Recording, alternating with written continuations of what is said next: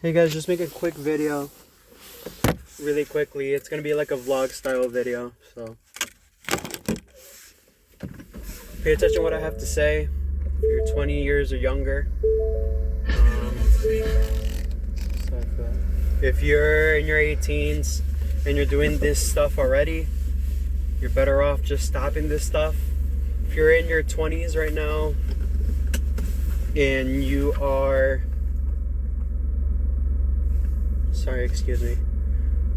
and you are experiencing this stuff, I'm going to tell you how to quit these things and what not to do and what to do. So for this video is what not to do in your 20s and how to avoid them. And this is what I truly believe. Everyone might have a different opinion about something, but these are my my ideas and my thinkings and what I currently struggle with. So point number one, if you guys are watching the websites, and I think we all know what I mean, the websites, as soon as you get to 25 and older, it gets a lot worse. You start digging more deeper. You start doing the wrong things. You start lusting. It gets pretty bad and nasty in a pretty decent amount of time. If you really think about it, it starts light at the age of 18 or 17, maybe some people 16, or even earlier than that. But in your 20s, it doesn't get away just like that. It does not go away. It gets worse as you dig deeper into it. If you're doing it once daily, it digs deeper. It digs to 3 times daily, even sometimes 5 times daily. It's pretty bad. And the consequences of that is you develop a mental numbness, and you develop a cold character as a human being in general. The best way to avoid this is to practice celibacy for a bit within yourself. And if you are practicing sexual needs with other people in your life,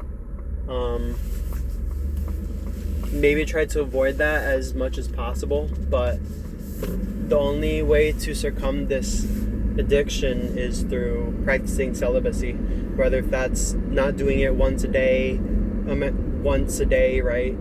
If you're doing it 5 times, or practicing doing it, not doing it for like once a week, you know what I mean? You really just have to put your thoughts into practice and really try to make your best efforts to quit this stuff, because this stuff is mentally damaging. It ruins relationships as you grow older, and many of other things. So I 100% recommend trying to quit this stuff, because it's not good for your mental health, and it ruins all your focus, and even ruins relationships too, because of your lustful thoughts. Number 2, the such idea of work and life balance does not exist as soon as you get older in your 20s. I know when you're 18 and you're in your 20s, you're trying to decide which career you're trying to go at. That's fine.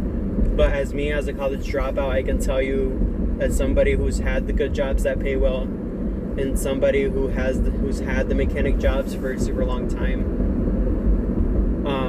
and had many of other jobs that paid well, is that there's no such thing, sadly, how it is. Unless you want to start your own, then there's a work-life balance there. If you start your own project, basically. Me being a mechanic right now, I'm not getting paid well enough, but I enjoy what I do. But when I used to work at a factory, that's probably 25 minutes away from my house, doing really well money. I wasn't happy. I was tired, and it was ruining my health. And that's where you find yourself at, is with these jobs that pay super well, is that they're really life draining, and they ruin your happiness completely. And those jobs that you truly want to do, whether it's a desk job or working at home or working on cars like I do, you're gonna love what you do, but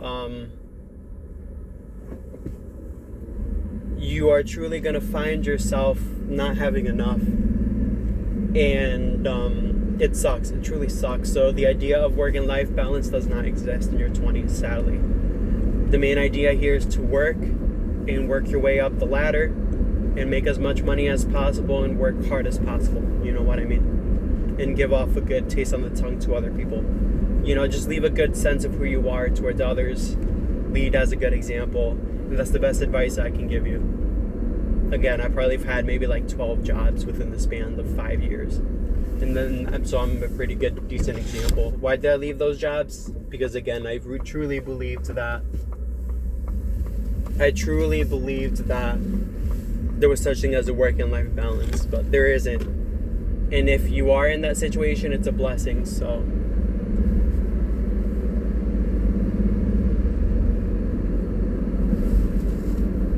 just completely understand that for one. Number 3, realize that in your 20s, you're not going to be making as much money as soon as you get older. At least that's what I've experienced as a guy, is that you don't get paid well enough up until you start growing older, which doesn't make sense. You should get paid based on your experiences, right? But it does not work like that at all. So whatever job that you're at, just try to do your best at it, and really try to perform and give a good impression of who you are. Number 4, as soon as you get older in your 20s,